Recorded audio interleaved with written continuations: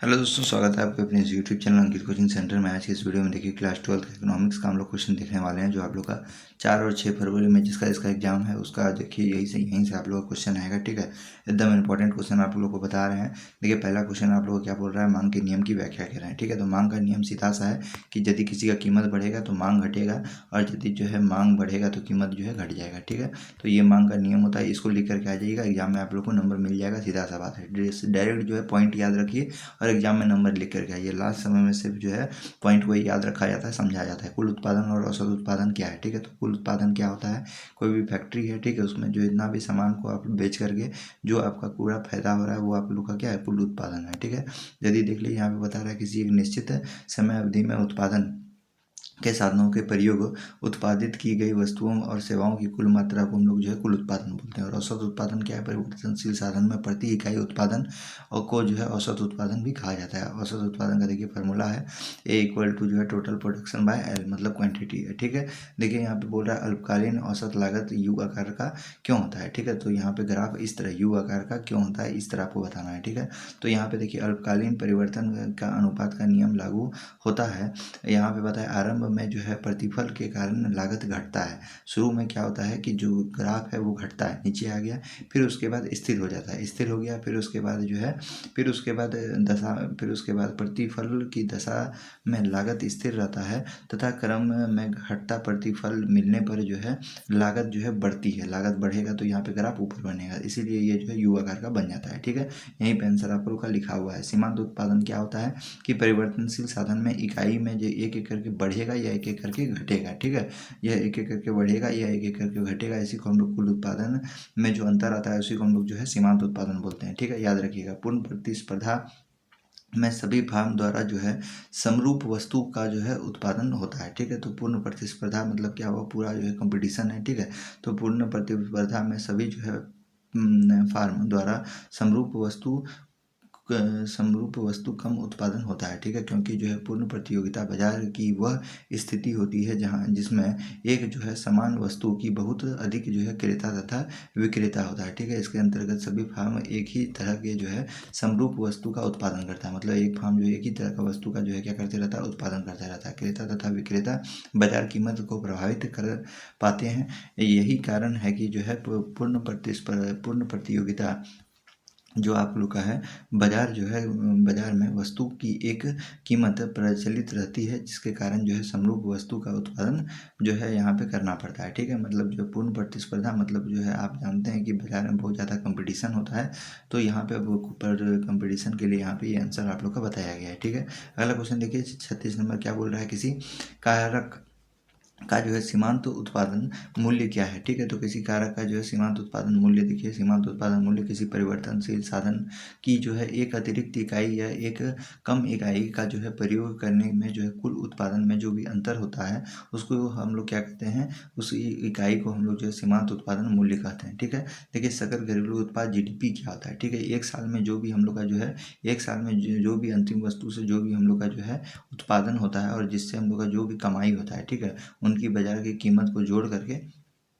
बाजार कीमत पर जो है सकल घरेलू उत्पाद हम लोग कहते हैं। ठीक है, ग्रॉस डोमेस्टिक प्रोडक्ट उसी को कहते हैं जो एक साल में जितना हम लोग का जो है अंतिम वस्तु को बेच करके जो फायदा होता है उसको हम लोग जो है जीडीपी कहते हैं। ठीक है, आगे देखिए यहाँ पे ग्रॉस डोमेस्टिक प्रोडक्ट। ठीक है, आगे देखिए यहाँ पे क्या क्वेश्चन पूछ रहा है कि जो है बाजार कीमत पर जो है शुद्ध घरेलू उत्पादन यानी NDP-MP क्या है। ठीक है, तो यहाँ पे ये चीज़ को आप लोग को देखना है। तो यहाँ पे देख लीजिए, बाजार कीमत पर जो है शुद्ध घरेलू उत्पाद एक वस्तु की जो है घरेलू सीमा का जो है सामान्य निवासियों और जो है गैर निवासियों द्वारा जो है एक वर्ष, देखिए यहाँ पे लिखा हुआ जरूरी चीज़, एक वर्ष में उत्पादन अंतिम वस्तु तथा सेवाओं का बाजार मूल्य होता है। ठीक है, बाजार मूल्य ही क्या कहलाता है, NDP-MP है ना, इसका मतलब होता है net domestic product at A market price. ठीक है, इसका फुल फॉर्म है। ठीक है, याद रखिएगा, बाजार की परिभाषा दीजिए, जहाँ पे आप सामान का लेन देन कर रहे हैं, जहाँ पे आप क्रय विक्रय कर रहे हैं, वही आपका क्या है, बाजार है। शॉर्ट में याद रखिएगा। ठीक है, फिर उसके बाद देखिए यहाँ पे आप लोग का जो है आपको क्या बताना, NNP-MP जो है यहाँ पे आप लोग को, और जो है NNPFC का जो है अंतर आपको करना है, ठीक है। दोनों का आप लोग को अंतर करना है। देखिए यहाँ पे NNPFC का मतलब क्या होता है, बाजार कीमत पर शुद्ध राष्ट्रीय उत्पादन, ठीक है। इसको हम लोग कैसे निकालेंगे, तो यहाँ पे जो आप लोग का जो है शुद्ध साधन आय है ना, उसको जो है यहाँ पे घिसाओ, यह आपका पूंजी उपभोग में आप घटा दीजिएगा, ठीक है। तो ये आप लोग का क्या हो जाएगा, ये आप लोग का जो है NNPFC निकल जाएगा, ठीक है। और यही यहाँ पे आप लोग का जो है देख लीजिए, एक बार हम पढ़ देते हैं कि एक वर्ष की अवधि में उत्पादन अंतिम वस्तुओं और सेवाओं में जो है बाजार का मूल्य और विदेश से प्राप्त शुद्ध आय है ना, जो आपका बाजार में पैसा चल रहा है, मूल्य चल रहा है, विदेश में जो भी पैसा आया, और जो आप लोग का पूंजी में जो खर्चा हुआ उसको यदि घटा देंगे तो आपका NNPFC निकल जाएगा, ठीक है। ये चीज़ को आप लोग को बताया गया है। आगे देख लीजिए, वही चीज़ यहाँ पे आप लोग का, वही चीज़ यहाँ पे देख लीजिए, NNPFC किसी एक वर्ष में किसी जो है सीमा का अर्जित करना, ठीक है। यहाँ पे देखिए आप लोग का लिखा हुआ है NNPFC, यहाँ पे शुरू वाला जो है ना NNPMP है, ठीक है, और नीचे वाला FC है, ठीक है। नीचे वाला आप लोग का FC है, यहाँ पे MP हुआ NNPMP, ठीक है। अर्जित कुल जो है आय, लागत, मजदूरी, ब्याज का लाभ जो है, ये सब आप लोग का जो है, तथा विदेश में शुद्ध साधन को जोड़ करके आप लोग का क्या निकलता है, NNPFC निकलता है, ठीक है। याद रखिएगा। आय का चक्र प्रभाव क्या है, आय का चक्र प्रभाव क्या होगा, सबसे पहले आपको कोई भी चीज़ का उत्पादन होगा, ठीक है।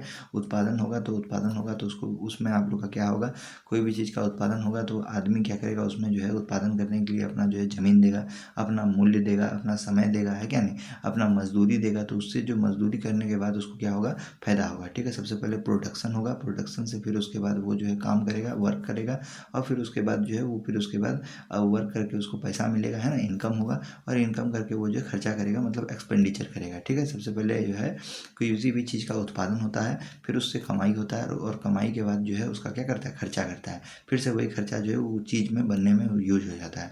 तो यही आय का चक्रण है, मतलब पैसा हर समय घूमते रहता है, ठीक है। आय का चक्रण प्रभाव का मतलब अर्थव्यवस्था में विभिन्न क्षेत्रों में मौद्रिक आय के प्रवाह या वस्तु और सेवाओं का चक्रीय के रूप में प्रवाह होते रहता है, मतलब पैसा हर समय घूमते रहता है, ठीक है। किस तरह घूमता है आपको बता दिए।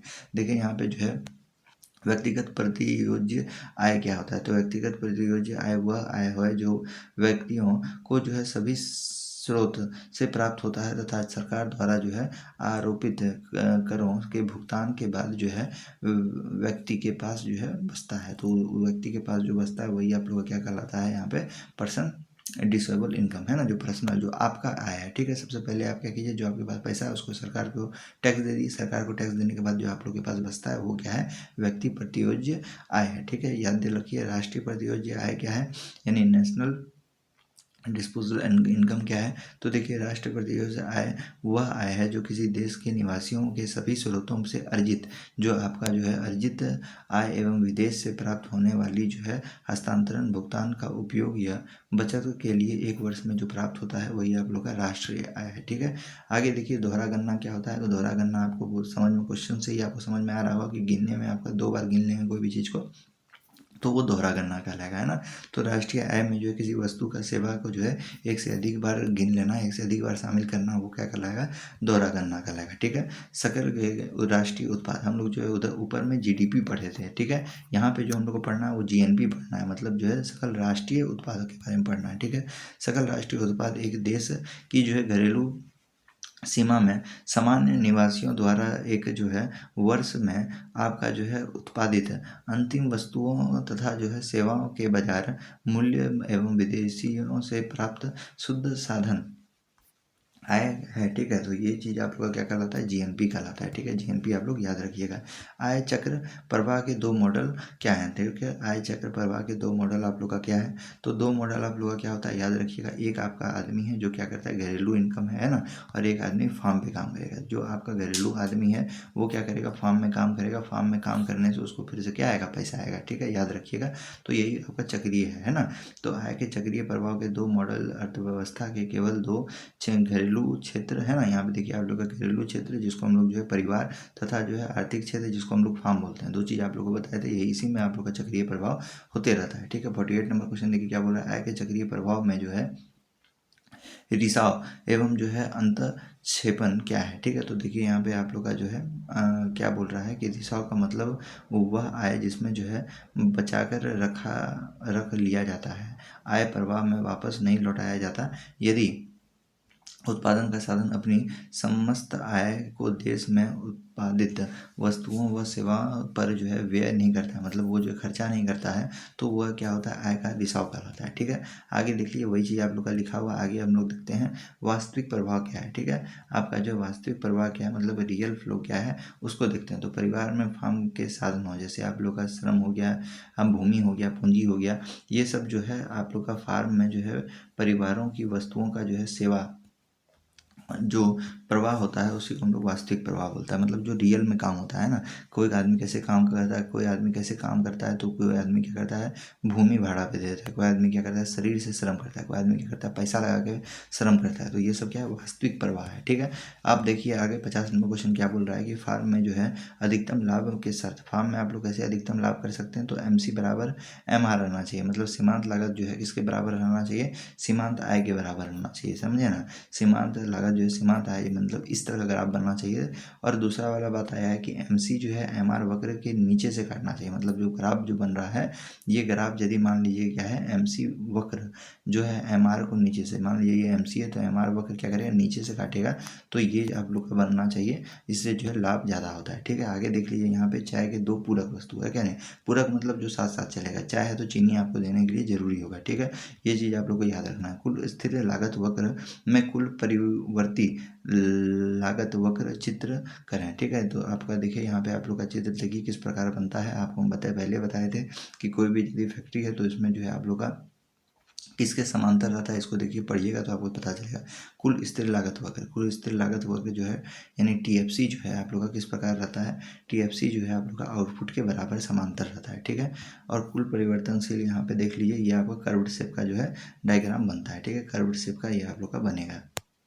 आगे देख लीजिए 53 नंबर क्वेश्चन क्या बोल रहा है कि पूर्ण प्रतिस्पर्धा फार्म के जो है मांग वक्र में चित्र दर्शाइए, ठीक है। तो पूर्ण प्रतिस्पर्धा फार्म में मांग वक्र जो है ट्रायंगल, पूर्ण प्रतियोगिता में वक्र में जो है AR मतलब जो एवरेज रिवेन्यू पूर्ण लोचदार होता है, जिसमें X अक्ष के जो है समांतर एक बड़ी रेखा होती है, ठीक है, मतलब इस प्रकार का जो है रेखा आप लोग का होता है।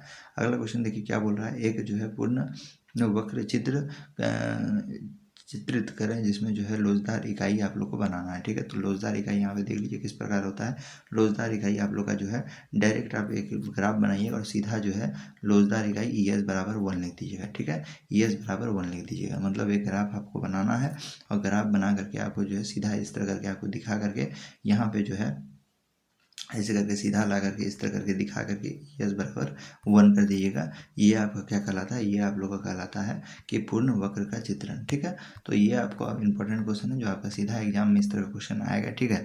और बाकी बात जितना क्वेश्चन है सब चैनल पे आप लोग का अपलोड हो चुका है। इंपॉर्टेंट क्वेश्चन जाइए देखिए और एग्जाम दीजिए अच्छा से, आप लोग का 90% से ऊपर आपका जो है बोर्ड एग्जाम में नंबर आएगा, ठीक है। मिलते हैं हम नेक्स्ट वीडियो।